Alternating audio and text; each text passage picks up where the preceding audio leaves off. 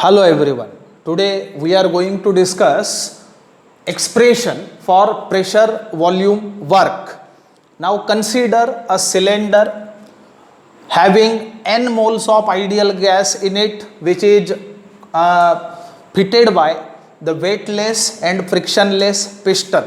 Let V1 be the initial volume, and due to pressure of the gas, piston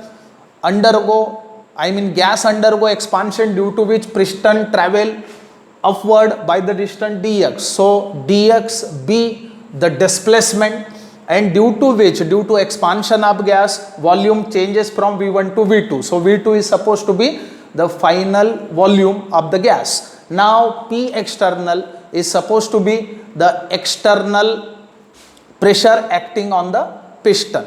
Now for this work done, so minimum work for this can be given as, it is nothing but the force into displacement. Now F is supposed to be the force and dx is the displacement right here. So W is equal to F into dx. Now we need to put negative sign right here, as expansion is taking place, system doing work on surrounding, therefore internal energy is expected to get utilized. So that's why we need to take the negative sign. Now we know very well the force is nothing but the pressure into area. So A is supposed to be the area of cross section of this cylinder. Thus we can write W is equal to minus P external into area into displacement dx. Now area into displacement for this very considered system, area into displacement is nothing but the change in volume.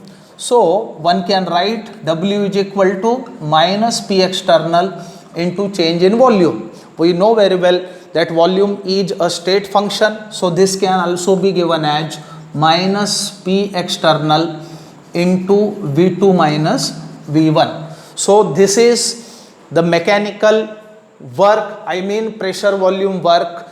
Now during the course of expansion, what happens? V2, that is final volume, is greater than the initial volume V1. Thus W conveniently, work done conveniently comes negative.